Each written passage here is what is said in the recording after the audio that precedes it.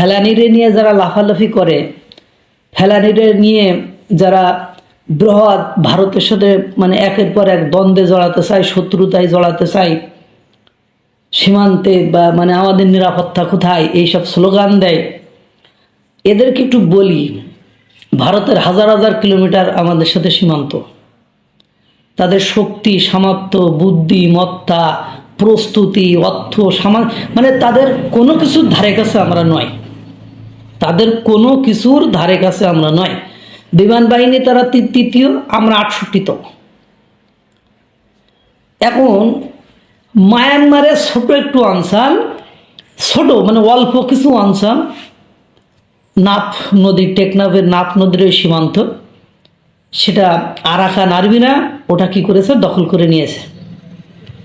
সে Arakan আর্মিদের গুলিতে মানে কক্সবাজারের টেকনাফ সীমান্তে আরাকান আর্মি বাংলাদেশের অভ্যন্তরে গুলি করেছে, একজন শিশু মারা গিয়েছে, জায়গায় মারা গিয়েছে, আর কয়েকজন আহত হয়েছে। আরাকান আর্মির সাথে পারে না, আরাকান আর্মিরে আটকাইতে পারে না। তারা বাংলাদেশের অভ্যন্তরে ঢুকে একের পর এক অস্বস্তি মানে করে যাচ্ছে, একের পর এক অকারেন্স করে যাচ্ছে। এই যে একটা শিশুকে এখন মেরে দিল, আওয়াজ দেখছেন, সঙ্গে সঙ্গে তো মনে হয় মিডিয়া পড়া, তারপরে সঙ্গে সঙ্গে মনে করেন যে ফেলানিরে নিয়ে ভারতরে উড়াইয়া দেবে, ভারতরে এ করবে তা করবে। সেই পাবলিকগুলো কই, তারা কই? এটা রাজনীতি করে খায়, মানে ভারতের বিরুদ্ধে কথা বললে তাদের পেট নীতি চলে, ভারতের বিরুদ্ধে কথা বললে তাদের সেরা জুতো থেকে কোটি টাকার মানে লক্ষ টাকার জুতা পায়ে ওঠে। ভারতের বিরুদ্ধে কথা বললে যে রিক্সা ভাড়া দিতে পারতো না, সে হলো কি মানে প্রাডো গাড়িতে, মার্সিডিজ বেঞ্চে চড়তে পারে, মানে আইফোন ব্যবহার করতে পারে, যার মানে সোর্স অফ ইনকামের কোনো উৎস নেই, সে কোটি কোটি টাকা মানে আয় করতে পারে, সে লাখ লাখ টাকা মানে ট্যাক্স দিতে পারে, তার বোর মানে কোটি কোটি টাকার স্বর্ণ অলঙ্কার থাকতে পারে। এই যে আরাকান আর্মি সেই 5ই আগস্ট মানে 2024-এর পর থেকে যে একের পর এক কনস্ট্যান্টলি বাংলাদেশের থেকে জেলেদের বাংলাদেশের অভ্যন্তরে ঢুকে মানে জলসীমার ভেতরে ঢুকে জেলেদেরকে ওখান থেকে তুলে নিয়ে যায়, তাদের কাছে মুক্তিপণ দাবি করে, কই এইটা নিয়ে কোনোদিন কারণ কোনো রাজনৈতিক ব্যক্তিত্বের কোনো মুখের আওয়াজ মানে শুনেছেন? ওরাও তো আমাদের দেশের জনগণ, আমাদের দেশের জনগণ একের পর এক তারা এই বিপদগ্রস্ততার ভিতরে যাচ্ছে, তারা জলসীমা দখল করে নিয়েছে, বাণিজ্য করতে পারছে না। কোনোদিন শুনেছেন? এদের যত সুলকানি খাউজানি মানে সব কিছু হলো কি ভারতের বিরুদ্ধে। এই যে আজকে একটা শিশুকে মেরে দিল, ভারতরে আমরা আটকাইতে পারি না, সে বিশাল বড় রাষ্ট্র, অনেক মানে ব্যাপার স্যাপার, এটা কোনো ব্যাপার না। আর বড় রাষ্ট্রগুলো ছোট রাষ্ট্রে বড় বা ছোট মাত্রে গিলে খাইবে, এটাই স্বাভাবিক জিনিস। এটা যে যতই ভূগোল বুঝুক, ভূগোল পাঠ করার দিন শেষে যেই দেখেন না, সে চাইলও নেয়, সে ডাইলও নেয়, সে আলু নেয়, সে পেঁয়াজও নেয়, সে রসুনও নেয়, সে ডিজেলও নেয়, মানে সব কিছু তো তাদের কাছ থেকেই নেয়। সবাই এসে তলে তলে তাদেরকে কিন্তু আনুগত্য করে। সুতরাং এটা বলে বাংলাদেশের মানুষের একটা অস্বস্তিকর অপ্রীতিকর পোশাক শিল্প খাত দেখছেন ধ্বংসের কিনারায় যে দাঁড়ায় আছে। আমেরিকা যদি শুল্ক ফ্রি করে দেয়, তারপরেও এর মেরুদণ্ড সুতাকে দাঁড়াতে পারবে না যদি ভারতের পূর্ণাঙ্গ সমর্থন না থাকে যে আমরা তোদের সুতা দেবো, আমরা তোদের চালাবো, এ করবো তা করবো, পারবে না। আজ যে এই সীমান্তে মাইন পুঁতে রেখে এর পা উড়ে যাচ্ছে, অমুক কৃষক মারা যাচ্ছে, এই আরাকান আর্মি যে একের পর এক এখানে যে মানে ঝামেলা করে যাচ্ছে, কি করছে বাংলাদেশ? কোথায় আমাদের সীমান্তে মানে নিরাপত্তা কোথায়? শুধু ভারত হইলে এত সময় দেখতেন, যদি ভারত হইতো এটা, তো এতক্ষণ পর্যন্ত বাংলাদেশের মনে করেন ভারতের হাই কমিশন, ভারতের দূতাবাস, ভারতের অমুক জায়গা তমুক জায়গা মানে মার্চ টু ভারত, হ্যাঁ, টু মানে ডেস্ট্রয় দেম, এইসব হয়ে যাইতো, মানে তাদেরকে ধ্বংস করতে আমরা ভারতের দিকে যেতাম। আজ এই যে ঘটনা ঘটেছে, এর জন্য একটা রাজনৈতিক বিবৃতি দেখেছেন কারোর মুখ থেকে? রাজনীতিবিদ, সেটা এখন যারা বড় বড় রাজনীতিবিদ আছে দেশপ্রেমিক হয়ে গিয়েছে, তাদের কোনো বক্তব্য শুনেছেন? শুনবেন না। এটা দেশপ্রেমিক না, এটা পকেট প্রেমিক।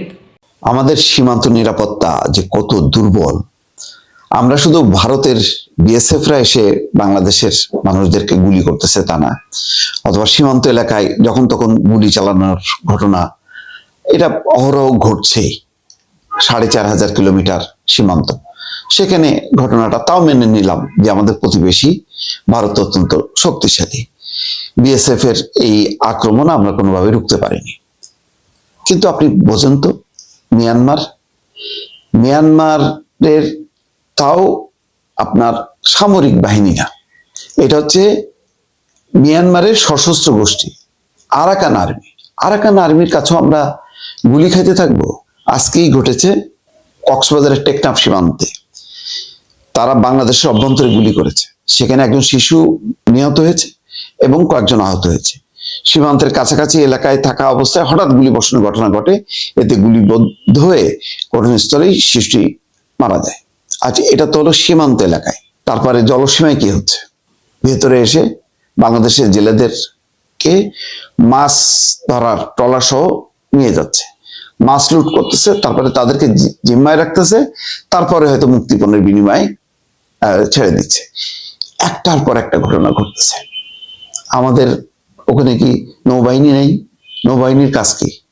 সেখানে টহল কোথায়? প্রতিরোধ কোথায়? পাল্টা আক্রমণ কোথায়? দস্যুদের হাত থেকে মুক্তির উপায় কি? আমরা মিয়ানমারের এই বিদ্রোহী গোষ্ঠীর কে মোকাবেলা করতে ভয় পাই। সেখানে ভারতের ব্যাপারে যেভাবে হাক ডাক দেয়, মনে হয় ওরে বাপ রে বাপ, মানে কি অবস্থা! বিমান, পাকিস্তানের বিমান বাহিনীর সঙ্গে আলোচনা কি, মানে যুদ্ধ বিমান কি, যুদ্ধ বিমান কিনে কি হবে? বাংলাদেশে যুদ্ধ বিমান কি নাই? এটা একটাও কি ব্যবহার হয়েছে কখনো? এবং ব্যবহার হওয়ার মতন কি যৌক্তিক কোনো কারণ ছিল না? ছিল। এই যে মিয়ানমারের বিদ্রোহী আরাকান আর্মি, তারা যে অত্যাচার চালাচ্ছে, নির্যাতন চালাচ্ছে, তার বিরুদ্ধে আমাদের অবস্থানটা কোথায়? কোথাও নেই, কিচ্ছু হচ্ছে না। অথচ একসময় আমরা মিয়ানমারের সরকারি বাহিনী আমাদেরকে ভয় পাইত, আমরা কামান দাগাইতাম। আমরা আমাদের ওই মিয়ানমারের সীমান্ত অঞ্চল, জলসীমা বা স্থল টেকনাফ, ওই অঞ্চলেই আমরা নিরাপত্তা দিতে পারি না। সেখানে লম্বা লম্বা কথা বলি, কিন্তু কেন এই মানে একটা সন্তুষ্ট অবস্থা? কেন আমরা বছরের পর বছর মেনে নিচ্ছি? একে তো রোহিঙ্গাদের ফেরত পাঠানোর কথা বোধহয় সম্ভবত আমরা ভুলেই গেছি, এটা আর হবে না। তার মধ্যে এখন আমরা আক্রান্ত হচ্ছি, দফায় দফায় আক্রান্ত হচ্ছি, এটা মেনে নিচ্ছি। এই হচ্ছে আমাদের বীরত্ব।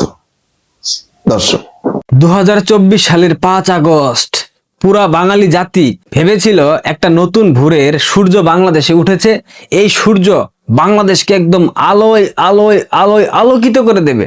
নাম দেয়া হয়েছিল বাংলাদেশ 2.00, অর্থাৎ বাংলাদেশ দ্বিতীয়বার স্বাধীন হয়েছে।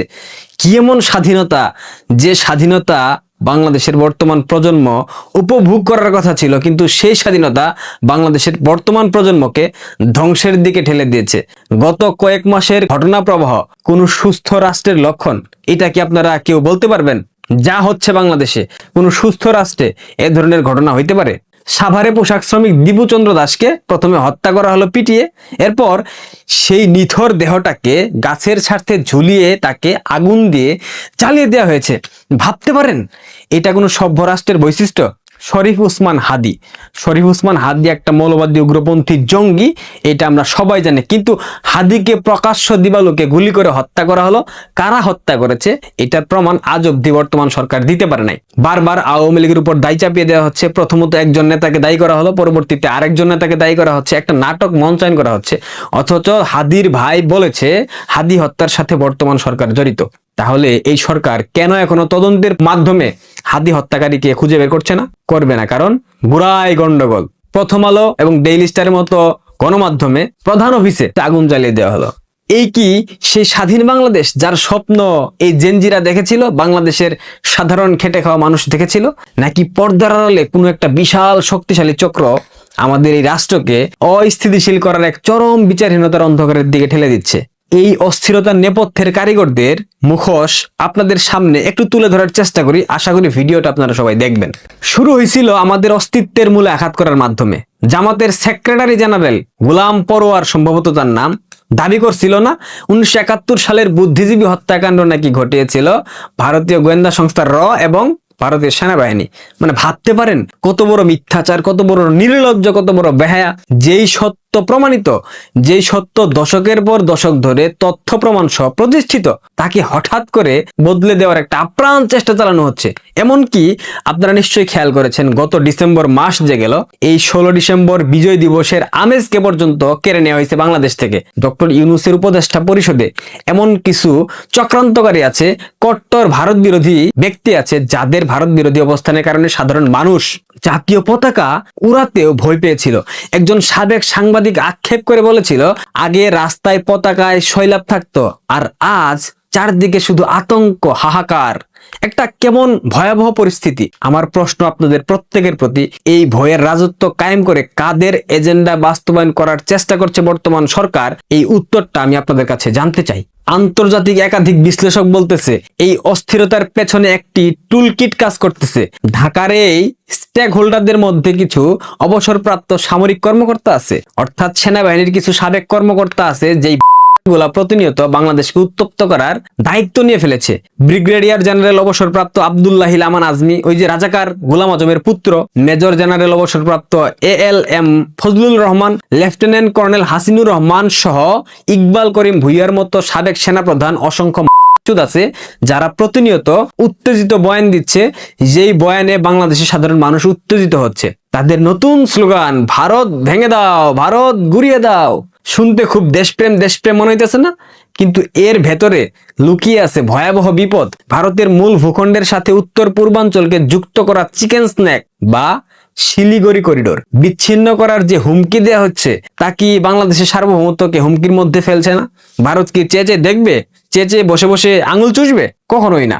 এই অর্বাচীন মূর্খরা কি জানে না সীমান্ত উত্তেজনা বাড়লে বাংলাদেশ সব থেকে বেশি ক্ষতিগ্রস্ত হবে? ক্ষতিগ্রস্ত হবে বাংলাদেশের সাধারণ মানুষ।